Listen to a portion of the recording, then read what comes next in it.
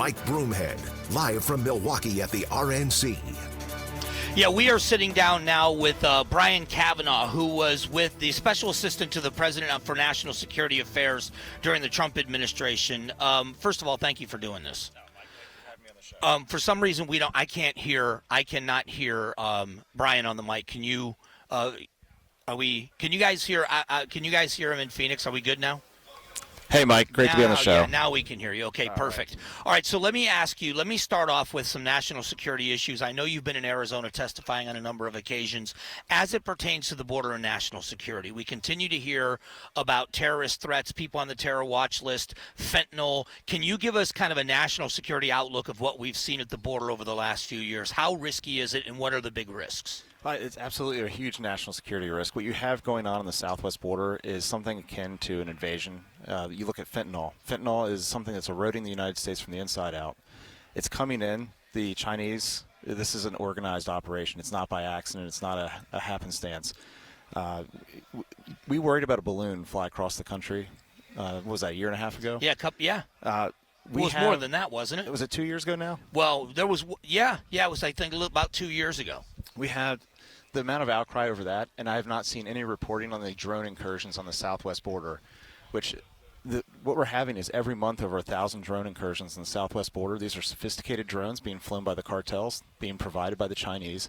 They're conducting a pattern of life on our CBP agents. They're doing facial recognition. They're mapping out how to get the fentanyl across, where to send human trafficking to slow down response. This is very well orchestrated. Couple that with, what do we have, 10 million, 11.5 million people come into the country in the last 3.5 years? How many of them are the unknown unknowns? And that's what you have to worry about. Well, when you look, my generation, you go back to the 70s and the 80s. I grew up in Southwest Florida, and I was there when the cocaine cartels came into prominence, and they were outgunning the federal agents, and we were talking billions of dollars, and the cocaine wars that were happening. It reminds me of that. These cartels are a multi-billion-dollar organization, and it seems as if they are fighting a war that we haven't yet really engaged them in.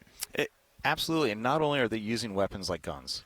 Today they're using technology. And we mentioned drones, but they're also using AI. They're figuring out how to move things, how to disguise what it is they're moving. They've taken what we've done in the military sense of building a common operating picture, and they're doing that on the southwest border. Brian Cavanaugh is joining us. He worked in the White House as a special assistant to the President for National Security Affairs. So I have to ask you about the events of last Saturday, because our perspective as Americans, I have so many questions about how does a 20-year-old kid without any training get up on that roof? Why is he there for so long without anybody noticing or doing anything about it? Why would they let the president on stage if they knew there was a threat? But you must have a completely different view of what happened as an expert in that area. Can you give us any insight into what you saw and what could have happened? First thing I want to say is the Secret Service agents around the president performed their job exceptionally. Did exactly what they were supposed to do, and in the line of fire, you had Secret Service agents surrounding the president with their own body, creating a body shield. So all the anything you're hearing right now about concern about the Secret Service, concern about what happened, that is something you should look at that as a leadership issue. It's a vacuum of leadership, and what we've seen for 3.5 years is a lack of accountability at the political level from this current administration. Now, getting to the heart of what did we see happen and what did that look like from a security perspective, lots of challenges here. You have a soft outer perimeter. You have this gentleman spotted at 5:51 with a rangefinder. Right. Walking around, he was already identified as a person of interest. They took pictures of him. Yes. And so you have that right there, you have to step back and go, okay, you're relying on a lot of local law enforcement that doesn't have the same type of training to know to interdict and take a stance there. So I think we had a lot of missed opportunities to prevent this from ever being anything. Then you have getting up on the roof, and you had about 1.5 minutes of seeing civilians with cameras screaming, he's got a gun, he's on the roof. And just a really slow, delayed response. It calls to question the communications that were used that day. That was my question about communications, because it would seem, and again, as a civilian, that if you have something like out there that's a potential threat, that you would postpone the president walking out on stage until you identified whether or not it was a threat, and if it was, to eliminate the threat. Am I wrong? No, you're not wrong. And one of the things that came out of 9/11 was understanding the breakdown of communications that day. and that we just did not have solid communications between local, state, and federal agencies operating in a shared space. So if that's a lesson we had 23 years ago, here we are still reliving that same lesson. Like, what was the communication situation? Did the locals, it seems to me as if the locals had to talk to the state police, who then had to relay to the Secret Service, and it just creates this delayed communications chain. So I'm sure that's something they'll be investigating and looking at in terms of operational security. But the question, I guess I have, it gives me now fragmented questions, but the question on that would be, again, so there is that communication delay possibly, but the idea that there may be a threat out there, the idea that you would still let the president on stage until that question was answered seems odd. Now we're also hearing after this guy is dead, he's a young guy, 20 years old, without any experience, but it doesn't seem like somebody without any experience could have carried out what he carried out. Absolutely. So we'll work backwards on that. Okay. I think what we have here is in the business we would call it operational security or OPSEC. Okay. This individual demonstrated a tremendous amount of OPSEC in terms of his footprint. He does not have a big online footprint. There's not a lot of him angrily tweeting. There's no search history for his computer of how to make a bomb, how to do this type of work. And isn't that odd for someone that's 20 years old? 20 years old, I don't know anyone who doesn't have a major internet footprint. That's the question. So a lot of questions there. What's happening there? How's that driving? We're hearing he was a loner. We're hearing that he was bullied. I can go find those same individuals, and they still have some kind of a footprint. Right. So that to me is a little. And usually suspect. when they do something like this, and I'm sorry to keep interrupting you, don't they want the world to know why they did it? So the footprint is there as well as sometimes a manifesto or a statement as to why they're doing it. So his footprint right now, it sounds like it was on Steam. It's a gaming engine.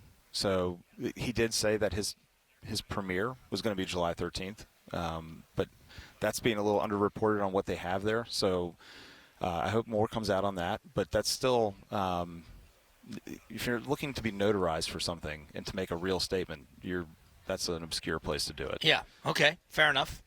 Yeah. When you look at the and I don't want to put words in your mouth, but the questions for a lot of people as civilians were confused because it seems like someone that is as innocuous and untrained as he is could not have carried this out. Detonators, remote detonators, explosives, get a gun on a roof like that into the ideal position, have line of sight to the stage. That doesn't sound like to a lot of people, and that's I'm not a conspiracy theorist, but the question is this somebody that isn't trained? How did he pull this off? Did he just get really lucky along with the really bad day they had at the Secret Service? So I'm not one to believe in coincidences, and especially a long list of them in one day. So it is something I think that warrants a really strong investigation into that. So there's reporting that he was a member of a local gun range and he was shooting rifles. So I'm sure has experience shooting a gun. That I can say sounds like he checks that box. But the know how to make even a rudimentary, if it was rudimentary, but even sophisticated enough that it has a receiver with a 9-volt battery that's going back to the car, that's something I would expect somebody to have to look up to learn how to do that. And if they're not looking it up on the internet to learn how to do that, where are they learning that skill? Yeah, that's a great question. I appreciate the time, and I'm glad you have some of the same questions that I have because I don't want to make this bigger or different than it really is. It was almost a tragedy for the entire country, but I hope the American people get answers because the last thing we need anymore are more conspiracies and when people believe is a government cover-up. Well, if it's okay, I want to hit on that topic because I think what we had here on Saturday was it was a great example of how X is able to be a real-time indicator of what's happening in the world, and some of your best journalism are going to come from people that are just recording what's happening around you. You look back at the Kennedy assassination, and you had about 3 or 4 different camera angles, and it was it took months to get to that understanding of what was happening. This is a Bruder film. Correct. Still famous, and it took months, if not years, for people to get to see what the timeline was. And here, within a day, we had a really solid timeline with 8-10 different camera angles stitched together. That's thanks to the freedom of having X and being able to share what's happening in the real world around you. And if you look back at some of the mainstream media and the headlines they had in the minutes, hours, even a day later, completely disconnected from what we were seeing in real time. Yeah, that was. Back when it was said that Trump was rushed off the stage after he fell down, or one was after loud noises. Yep. And so, yeah, a little bit different than what we saw. So I want to Brian, thank you. I appreciate the time, the insight into this, and I know there's going to be more questions in the future. Well, Mike, thank you so much, and I enjoyed spending some time with you and your listeners. I appreciate that. Thanks for watching the Mike Broomhead Show. Catch up on Amazing Arizonans, a KTAR News podcast, and click the button in the middle to subscribe.